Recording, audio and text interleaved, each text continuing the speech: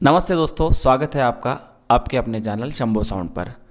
और आज हम बात करने वाले हैं पंच और वाइब्रेशन, जो मैं हमेशा मेंशन करता हूँ हर वीडियोस में स्पीकर के बारे में, खास करके जब हम डिस्कस करते हैं या लाइव में कौन सा स्पीकर लगाना चाहिए, किस प्रकार का साउंड चाहिए और डीजे में किस प्रकार का चाहिए। इस तरह की बातें जब हम करते हैं तो मैं हमेशा इस शब्दों का इस्तेमाल करता हूँ कि पंच मिलेगा या वाइब्रेशन मिलेगा, इस तरह से अलग अलग सिचुएशन में। तो आज हमारे कुछ दोस्तों ने सवाल पूछा कि पंच और वाइब्रेशन को एग्जैक्टली आप क्या मानते हो या इसके बारे में थोड़ा कुछ बताइए। तो मैंने सोचा कि हो सकता है ये बहुत सारे दोस्तों के दिमाग में इस बारे में चल रहा हो, तो मैं इस पर एक छोटा सा वीडियो ही बना दूं। तो आज हम इस बारे में डिस्कस करेंगे। तो वीडियो शुरू करने से पहले रिक्वेस्ट करूंगा कि चैनल को सब्सक्राइब कीजिए, साथ ही बेल आइकॉन को इनेबल कर दीजिए ताकि आने वाले वीडियोज़ के नोटिफिकेशन आपको मिले। वीडियो पसंद आता है तो उसे लाइक करें और साथ ही अपने दोस्तों के साथ शेयर करें। तो चलिए शुरू करते हैं। अब सबसे पहले बात करते हैं पंच की। तो पंच क्या है? हालांकि हम बहुत बार सुनते हैं कि पंची साउंड था।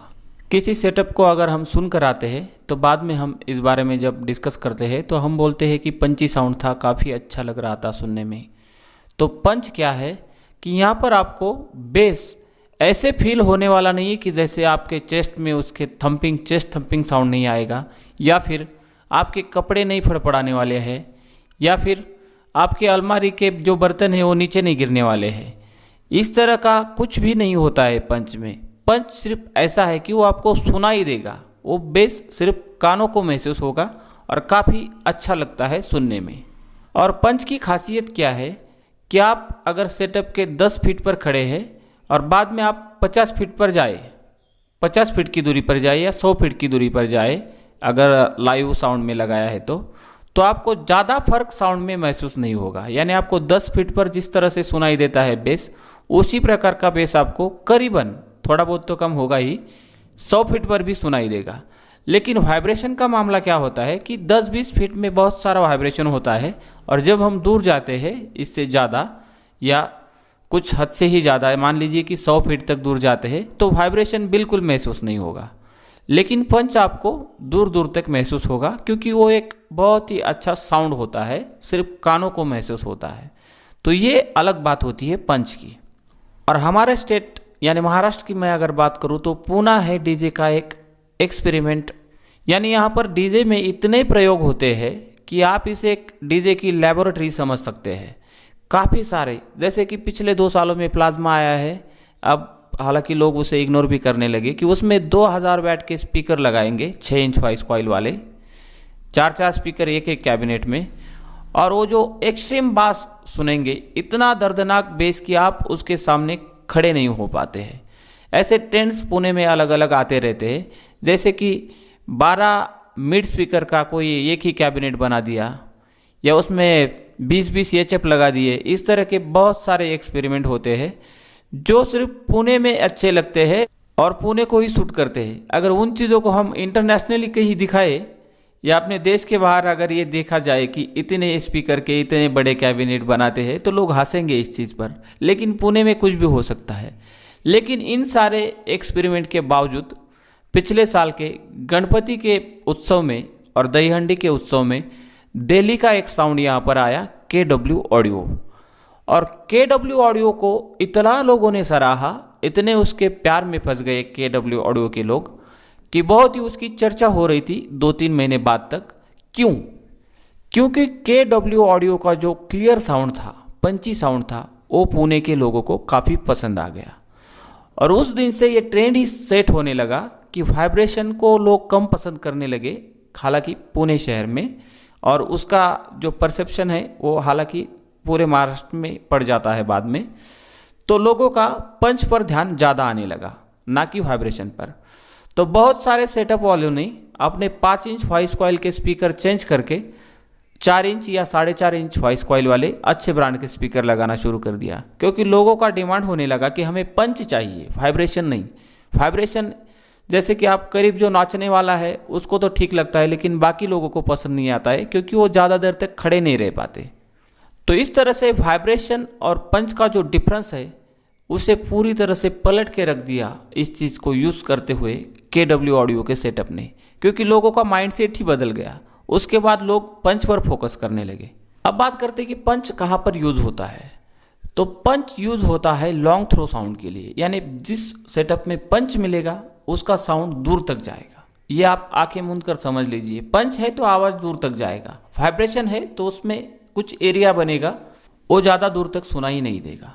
लेकिन पंच का ऐसा नहीं है, और इसीलिए जब हम लाइव के सेटअप देखते हैं, जैसे कि कोई बहुत ही अच्छा प्रोग्राम है, आप वहाँ पर जाइए, JBL का सेटअप लगा होगा, और आप जब उसका टेस्टिंग चल रहा हो तो उस 20-25 फीट पर, हालांकि क्योंकि बड़ा प्रोग्राम है तो उसके ज़्यादा करीब जाने ही नहीं देते, तो 20 फीट पर अगर हम उस सेटअप को सुन रहे हैं तो उसके बाद आप 100 फीट पर आ जाइए, 150 फीट पर आ जाइए, आपको करीबन वही साउंड सुनाई देगा जो आप 25 फीट पर सुन रहे थे, क्योंकि उसमें वाइब्रेशन नहीं है, उसमें कोई चेस्ट थंपिंग साउंड नहीं है, वो क्लियरली पंच है। तो ये लाइव के लिए ज़्यादा यूज़ होता है, और लाइव के लिए वैसा ही सेटअप लगता है, तब जाके लाइव का प्रोग्राम सक्सेस होता है। और इसीलिए मैं बहुत सारे वीडियोस में ये कह चुका हूँ कि बड़े कॉइल वाले स्पीकर या बहुत ज़्यादा वैटेज वाले स्पीकर लाइव के लिए कुछ खास काम के नहीं है, उनको ज़रूरत भी नहीं है उतने बड़े स्पीकर यूज़ करने की, और हेवी स्पीकर जो उठाने के लिए भी काफ़ी हेवी बन जाते हैं, तकलीफ देह होते हैं। तो ये लाइव में पंच का काफ़ी बड़ा उपयोग होता है, और उसके लिए वही चाहिए। अब बात करते हैं पंच के साथ जो डीजे में यूज़ किया जाता है। तो डीजे में जो पंची साउंड होगा उसका साउंड दूर तक जाएगा। जैसे कि अगर 2 सेटअप है तो दोनों सेटअप कंपटीशन में आ गए एक दूसरे के सामने, तो जिसका पंच के हिसाब से सेटअप है उसके सेटअप का आवाज़ वो बड़ा रहेगा, लाउड रहेगा। तो जब आप स्पीकर चुने, आपके एरिया में ये सर्वे करें कि लोगों को पंच ज़्यादा पसंद है या फिर वाइब्रेशन ज़्यादा पसंद है। अब शहरों में काफ़ी लोगों को पंच ज़्यादा पसंद आने लगा है, लेकिन गाँव में दूर दराज अभी भी वाइब्रेशन को पसंद किया जाता है कि किसके डीजे के बजने पर किस दुकान का सामान अलमारी से गिर पड़ा, या फिर ऐसे, मतलब ये बातों से डीजे के जो साउंड क्वालिटी का कंपैरिजन नहीं होना चाहिए, लेकिन लोग करते हैं। तो आपके एरिया में किस तरह से लोग डीजे को सही मानते हैं, उस तरह से आप स्पीकर चुनें। अब जब पंच के लिए आपने स्पीकर ले लिया है 4 इंच वॉइस कॉइल वाला, या मैक्सिमम 4.5 इंच वॉइस कॉइल वाला कोई आपने स्पीकर ले लिया है बेस का, तो उसके लिए जब आप, ये मेन फ़र्क मैं बता रहा हूँ, जब आप पंच वाला सेटअप यूज़ करते हैं तो आपको टॉप लाइन पर ज़्यादा ध्यान देने की ज़रूरत नहीं, यानी आपके टॉप कम हो गए तो भी चलेगा। आप 10 इंच के भी टॉप यूज़ कर सकते हो, यानी 15 भी छोड़ दीजिए, 12 भी छोड़ दीजिए, आप 10 इंच के टॉप के साथ इस सेटअप को चला सकते हो, तो भी आपको बहुत ही बढ़िया साउंड मिलेगा। यहाँ तक कि आप 8 इंच के भी अच्छे खासे स्पीकर लगा दो, आपको कोई तकलीफ नहीं आएगी, किसी का कंप्लेंट नहीं आएगा साउंड के बारे में। तो पंच वाले स्पीकर जब आप यूज़ करते हो तो आपको जो मिड लाइन है उस पर ज़्यादा ध्यान देने की ज़रूरत नहीं है, वो मैनेज हो जाता है, क्योंकि पंची साउंड जो बेस में आता है वो उसे मैनेज कर लेता है। और प्रोफेशनली बहुत ही अच्छी बात कि पंच वाले सेटअप में मेंटेनेंस के चांसेस बहुत कम होते हैं। लेकिन कब, नहीं तो आप ये करेंगे कि कंपटीशन में आपने बढ़ा दिए साउंड, सारे वॉल्यूम फुल कर दिया, तो आपका सेटअप तो जलकर खाक होने वाला है। पंच वाला सेटअप आप ओवर प्रेशर नहीं चला सकते, वाइब्रेशन वाला चला सकते हैं, लेकिन पंच वाला बिल्कुल नहीं, उसे आपको ठीक ही चलाना होगा बहुत ध्यान से। लेकिन इसमें अगर आप चाहेंगे तो 2-2, 3-3 साल या उससे भी ज़्यादा टाइम जीरो मेंटेनेंस, यानी मैं स्पीकर मेंटेनेंस की बात कर रहा हूँ, जीरो मेंटेनेंस हो सकता है। इसमें कोई मेंटेनेंस ना आए तो ना आए, आप सिर्फ ध्यान से चलाएं, नहीं आएगा। अब ये तो हो गई पंच वाले सेटअप की बात। अब हम करते हैं वाइब्रेशन की बात। तो मैंने पहले भी बताया, लेकिन फिर दोहराता हूँ कि वाइब्रेशन क्या है। तो वाइब्रेशन वो है जो हमें बॉडी को फील होता है, महसूस होता है, कानों को नहीं, या सिर्फ कानों को नहीं, जो बॉडी को महसूस होता है वो है वाइब्रेशन, और सिर्फ कानों को महसूस होता है वो है पंच। तो वाइब्रेशन बॉडी को महसूस होता है, यानी कि जैसे कि हम करीब जाएंगे साउंड के तो हमारे कपड़े फड़फड़ करने लगेंगे, हमारे चेस्ट में थम्पिंग महसूस होगा, यानी दर्दनाक महसूस होगा। जितना हम करीब जाएंगे सेटअप के, हमारी छाती में दर्द होने लगेगा। तो ये है चेस्ट थम्पिंग वाइब्रेशन साउंड। और जब आप वाइब्रेशन पसंद करते हो तो आपको एक ही ध्यान रखना है स्पीकर खरीदते वक्त कि आपको मैक्सिमम साइज वाला कॉइल चाहिए, उसका वॉइस कॉइल स्पीकर का ज़्यादा से ज़्यादा बड़ा हो। ये पहला क्राइटेरिया है। आंखें मूंद कर अगर आपको लेना है, आप जानकारी कम रखते हैं और किसी भी ब्रांड का खरीदना चाहते हैं, तो ये पहला चॉइस है कि आप वॉइस कॉइल ज़्यादा से ज़्यादा बड़ा ले लीजिए। अगर वाइब्रेशन चाहिए। अब बात करते हैं कि वाइब्रेशन कहाँ पर यूज़ होता है। तो वाइब्रेशन सिर्फ डीजे में ही यूज़ होता है, बाकी कहीं पर भी नहीं। ये लाइव में तो बिल्कुल काम का नहीं है। तो वाइब्रेशन डीजे में आपको काफ़ी मदद कर सकता है, क्योंकि कितना भी ज़्यादा क्राउड हो वाइब्रेशन थोड़ा और बढ़ा देंगे, मैनेज हो जाता है कम ज़्यादा। और ये स्पीकर काफ़ी बड़े वॉइस कॉइल के साथ आते हैं। आप थोड़े कम ज़्यादा ओवर प्रेशर भी चला लो, ज़्यादातर स्पीकर जलते नहीं हैं। तो ये काफ़ी अच्छी बात है।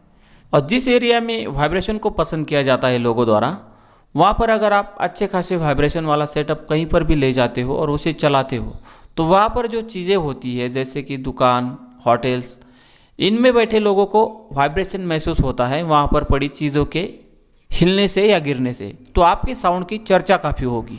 लेकिन जैसे कि मैंने बताया, वाइब्रेशन का ट्रेंड शहरों में काफ़ी कम होने लगा है, क्योंकि वाइब्रेशन वाला साउंड तकलीफ देता है और ये 100% सच है। दूसरी खामी है वाइब्रेशन सेटअप की कि इसमें टॉप लाइन यानी मिड लाइन हमें काफ़ी मजबूत रखना पड़ता है।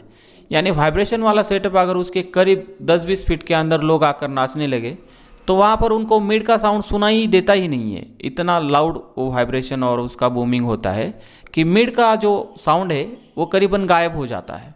तो इसमें आपको काफ़ी तगड़ा मिड लाइन यूज़ करना होता है। काफ़ी बड़े बड़े मिड के स्पीकर लगेंगे आपको। यहाँ तक कि काफ़ी सेटअप वाले अब 4 इंच वॉइस कॉइल वाले मिड के स्पीकर यूज़ करने लगे हैं, 12 इंच वाले। तो यहाँ पर मिड लाइन पर आपको काफ़ी फोकस करना पड़ता है। जब आप इतने बड़े कॉइल वाले स्पीकर बेस के यूज़ करते हो वाइब्रेशन के लिए, तो आपको मिड पर काफ़ी ध्यान रखना पड़ता है, क्योंकि अगर आपका मिड सुनाई नहीं देगा तो फिर लोग तो नाराज़ हो जाएंगे। और इस सेटअप में आपको 15 इंच या 12 इंच के मिड के स्पीकर यूज़ करने होंगे। इससे नीचे के स्पीकर यानी 10 इंच का स्पीकर अगर आप यूज़ करना चाहते हैं मिड के लिए, तो आपको एक कॉम्बिनेशन बनाना होगा 12 इंच के साथ या फिर 15 इंच के साथ। तो ये एक खामी हो जाती है कि आपको मिड लाइन पर काफ़ी फोकस रहना पड़ता है वाइब्रेशन वाले सेटअप के साथ। और इसके लिए एक काफ़ी मैं बड़ा उदाहरण देता हूँ आपको पिंटो ब्रांड का। Pinto brand 6 inch voice coil वाले 18 इंच 21 इंच वाले बेस बेचता है, और उनको ये बेस को काफ़ी पसंद किया जाता है काफ़ी जगह से। तो उसके साथ जो टॉप लाइन प्रोवाइड करता है पिंटो ब्रांड, वो 3 वे टॉप लाइन है। 3 वे सिर्फ टॉप 3 वे है, सोच लीजिए। तो उसके अंदर वो लोग 4 इंच वॉइस कॉइल वाला 12 इंच का स्पीकर यूज़ करते हैं, जो करीबन 600 से लेकर 700 वाट का है। ऐसा डबल स्पीकर, साथ ही 1 से 1.5 इंच वॉइस कॉइल वाला 6 इंच स्पीकर यूज़ करते हैं, वो भी 2 स्पीकर। और इसके अलावा ये चिप अलग से। यानी सोच लीजिए कि ऐसे बड़े स्पीकर के साथ अगर आपको सेटअप चलाना है वाइब्रेशन के लिए, तो आपको टॉप लाइन पर कितना फोकस करना होगा। तो इसके अलावा आप उस सेटअप को अच्छी तरह से नहीं चला सकते। तो ये एक बहुत ही ध्यान में रखने वाली बात है। दूसरी बात होती है कि जब आप इतने बड़े स्पीकर यूज़ करेंगे वाइब्रेशन के लिए, तो ये समझने वाली बात है कि एम्पलीफायर भी बहुत बड़े बड़े होंगे उनको चलाने के लिए। तो इसके साथ ही जनरेटर भी बड़ा लगेगा। यानी एक कॉस्टली हो जाता है सारा। अगर हम पंच सेटअप के मामले में बात करें और वाइब्रेशन सेटअप के, तो वाइब्रेशन वाला सेटअप महंगा होते जाता है। तो दोस्तों, ये था फ़र्क पंची साउंड और वाइब्रेशन साउंड में। ये वीडियो आपको कैसा लगा मुझे कमेंट सेक्शन में ज़रूर बताइए। साथ ही आपके दिल में जो भी सवाल हो, सुझाव हो, उन्हें कमेंट कर दीजिए। वीडियो लाइक कीजिए, अपने दोस्तों के साथ शेयर कीजिए, चैनल को सब्सक्राइब कीजिए। मिलते हैं अगले वीडियो में, तब तक के लिए बाय बाय।